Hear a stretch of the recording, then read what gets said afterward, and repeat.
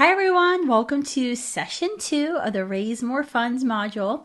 We're talking about fundraising, and as I promised, we're talking about developing your pitch today. So I hope you've got a pen and paper, something to start writing with. If you use a Moleskine or a notebook like that, get it out because I want you to start brainstorming what your pitch is. And if you know your pitch, if you have a pitch, make sure you get that handy, print it out, have it with you, and start to kind of compare and contrast as maybe some of the advice I'm giving you. Maybe there's some tweaks that you can make to your current pitch. All right. So I'm going to share my screen. I'm going to go down here. All righty. So we're going to talk about developing your pitch. So I gave you a list of questions in the last session that you really need to answer of knowing their why and yours. So knowing your donor's why and your why. Why do you do this work? Why are you serving? And why do they give to you? So now we're going to talk about developing your pitch. This is the pitch that you're going to use in in-person meetings, that you're going to use in direct mail, telemarketing, online. You're going to use it everywhere. At your events, the narrative, your executive director report should follow along with this pitch. Your fundraising materials should follow along with this pitch. So developing your pitch, more questions for you, okay? More questions. What is the need or problem that your organization sets out to solve? What is it that you're trying to do and fix? All right? Who are the victims? With abortion, it's very simple, right? The victims are the children that are aborted. Their mothers who are lied to, their fathers who never get to meet their children. Who's the villain? Now, I'm not suggesting that you call the villain in your materials, because it's not very Christian-like. But who's the villain in the story? Who's your real competitor? In the pro-life movement, sometimes I will have people come up to me and go, oh, are you jealous that this organization did this or whatever, or got this grant? And, or their leader was on TV and not you when you guys were the ones doing, leading that effort. And I have to admit, it's frustrating. I'm a competitive person, so I like to win in all things. But that's not really that. I know that other organizational leader, that other organization, they're not the villain, right? They're not my true competitor. I may want to make sure our team is represented well and we do the best and we have the best programs, but that isn't the villain in the story. The villain in our story is Planned Parenthood, is the abortion industry. Now, would I call a villain in, fundraising material? No, but I will set it up in my pitches, in my materials for people to understand that there is a very real thing that we're fighting against. We're fighting against this culture of death. It's being led by Planned Parenthood. Here is what they're doing, and here's how we're going to combat them. That's the other thing you need to know. Once you know who your villain is, you have to know what their strategy is. You've got to follow your villain. Sign up for their emails. Sign up for their Facebook pages. Know exactly what it is they're doing. How are they changing their model to adapt right now? What have they done differently? Because you have to become an expert in what they're doing, especially if you're trying to combat them. And if they're an actual organization and you're trying to beat them to young people, for example, so something that I do. What does your organization do to solve the problem? How is your organization uniquely positioned to solve the problem? That's a big one, right? If there's multiple pregnancy centers in your community, but you're the only pregnancy center within walking distance from the abortion facility, you are uniquely positioned to obtain more potential clients and leads to walk women from the abortion facility over into your pregnancy center. What have you done? What have been your successes? What are your metrics? What are your outcome-based metrics And do you have a story that can demonstrate your success? These are all things that you're going to need in your pitch. And I'm telling you, the pitch can be difficult to put together. It can take some time, take some finesse. I would encourage you to answer these questions and write it out. Write it out, like word for word. Don't make it too long. A good pitch is about 7 minutes. Your pitch should go over all of these things, and it should incorporate all of these things. What is the problem you're trying to solve? What's happening, right? What's the urgency? Remember that question of knowing their why, right? What's the price of their inaction? What's the urgency that's happening? Who is the victim? And what's happening to the victims? Who's perpetrating that? Who are the villains? And what are the villains up to, right? And then how does your organization step in with this innovative new program or strategy? How are you uniquely positioned to step in and to rescue those victims? To guide them and lead them away from the villain's grasp? And then how can you demonstrate through a story, through someone's life who is radically changed because of your organization, because of your mission? How can you demonstrate that through a story? Can you see how it kind of starts to set up like a story? Oftentimes you'll see things called story brand. That's what this is. You're developing your story brand. There's entire organizations devoted to developing your story brand. There's online webinars, there's trainings, but I basically have given you the entire brand. A character, so you have to know who they are and what they want, has a problem. They have a villain problem. There can be external problem, internal problem. So they meet a guide who gives them a plan and calls them to action that ends in success, that helps them avoid failure, and there's character transformation from X to Y. That is a story brand. A character, you have to know who they are and what they want, has a problem, villain problem, an internal problem. They meet a guide, you, who has empathy and authority, who gives them a plan, a process, program, calls them to action that will end in success, help them avoid failure. And then you'll have character transformation. That is a story brand. Right there. Who are the victims? How are they being targeted? How are you intercepting in that relationship, meeting them along the way, giving them hope, giving them a plan, calling them to action, and helping them avoid failure and end in success and transformation. That's a story brand. I just said it. There you go. So you can write this out. Write this out for your organization. Open up a Word doc. It'll take maybe 2 pages to go through it. But write these out. Answer these questions in this section here. Here again. Know their why. Answer these questions, and you have your story brand. There's a lot of different, like I said, there's a lot of different ways you can do it. I think if you can answer these questions, that's the most simplest way to describe it to you. Answer these questions and write it out like a story. Like you're a Hollywood scriptwriter who's writing a riveting movie. Write it that way. All right. Next thing I'm going to do about this developing your pitch. The elevator pitch. Y'all have heard about the elevator pitch, I'm sure.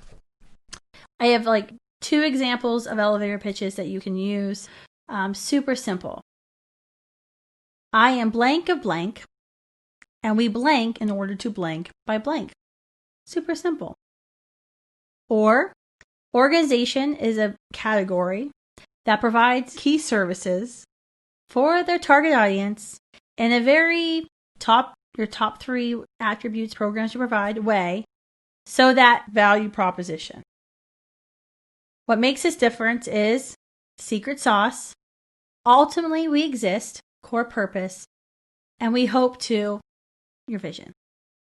Who, why, how, our difference in current situation. There's a sample elevator pitch right there.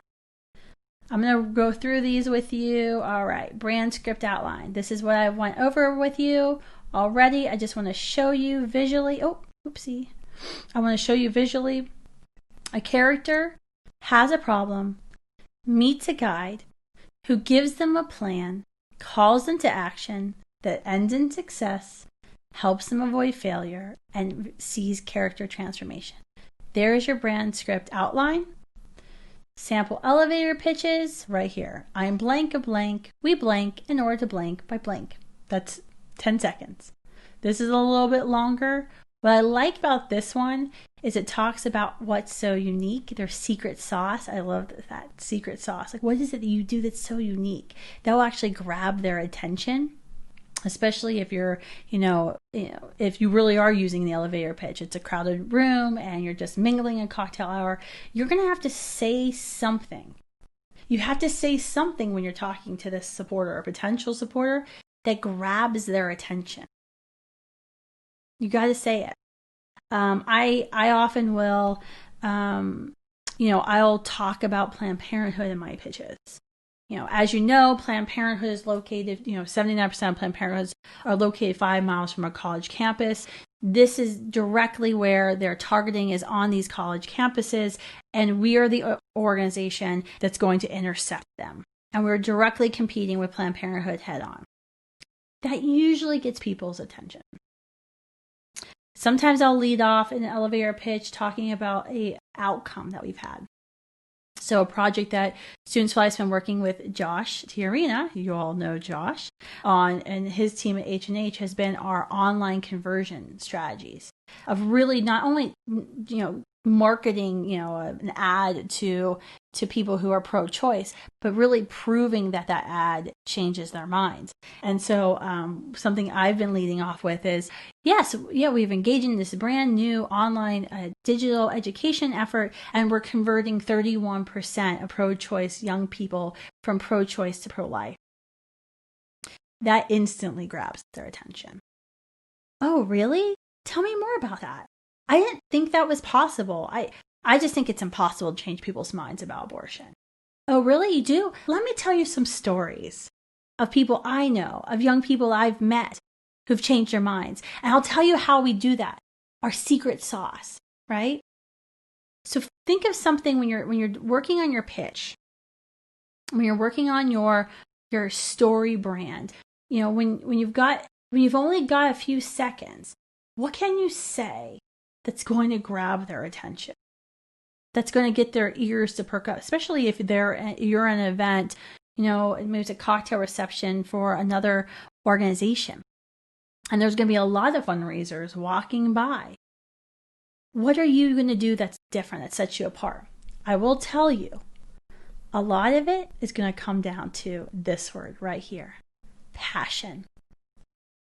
If you have passion for what it is you do and the organization you lead, it's going to come through. Even if you are not the most eloquent spokesperson, even if you fumble over your words, or you're not the most well-trained fundraiser, if you have passion, everything else will kind of just develop. Your supporters will overlook this, not having a polished, seasoned fundraising professional, because they know you'll have passion. And if you have that ministry overview, the organizational one-pager done that shows your success, that shows your innovation, and that you have goals and you know where you're going, and how to measure your progress along the way, they'll say, wow, this person not only has passion, but they have a plan. They have a plan that can lead this person to success, to victory, and away from failure. You don't have to be a seasoned fundraising professional to do this. I can't emphasize this enough. To be honest with you, I am not. I don't consider myself a highly skilled fundraiser. I go in and I meet with folks and I find out why our supporters are giving to us, or why a potential supporter may want to give to us, what their passion is. And honestly, it's usually a conversation that we have about their hopes, their fears, their experiences. And I tell them about mine. I tell them about our organization, the difference our organization has made, how we're competing head to head with the abortion industry. And often, the support comes because of the passion. I've had multiple folks say, "Your passion, I love your passion." Or they'll sarcastically remark, "Wow, can you be, maybe you should try to be more passionate about this subject, Kristen." Everyone knows that I am passionate about what I do and the organization that I lead. And the little tip that I haven't told you yet, I was going to get to later, but I should probably just tell you now, especially when you're in major gift fundraising, and it also applies depending on how you write your emails and your letters. But a lot of times, those gifts that you're going to receive, yes, your organizational values line up with your supporters' values. But a lot of times, the reason you'll get that gift, or you'll get maybe an increase in gift, is because they're investing in you. They want to know the person they're entrusting their support with is passionate about what they do, is 100% sold. It's not just a job, that this is their life's calling, and that they have a plan.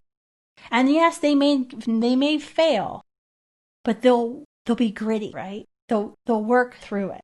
They'll learn from those failures, and they're going to take those failures and apply them into their ministry to be more successful in the future. Major donors give to you. They give to you. That is why when you leave your organization, that's why when there's leadership transition in an organization, it's a very big deal.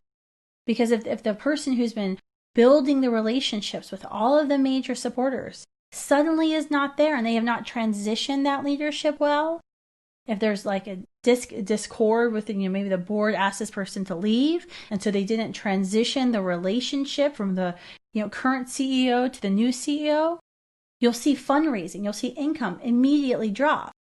And that person will go on to go to another organization, and their income will immediately increase because they'll just be able to take their supporters from one organization to another. Now, there's legal things with that. Like, can you do that? And is that legal if the organization paid? But if this person already had a relationship, it's very hard to stop that from happening. That's why organizations work very hard to retain their high-level staff.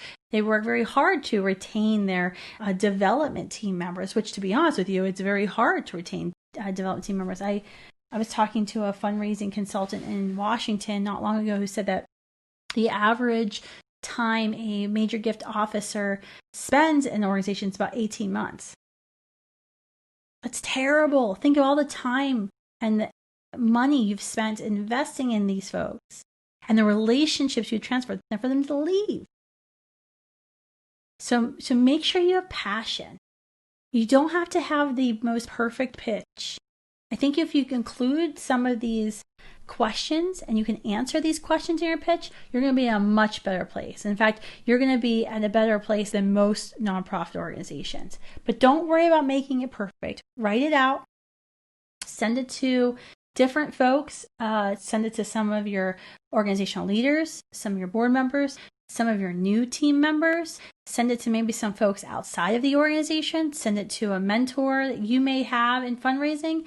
Get their feedback, answer their questions, but don't worry about making the most perfect pitch ever. Answer these questions and go into those meetings with passion.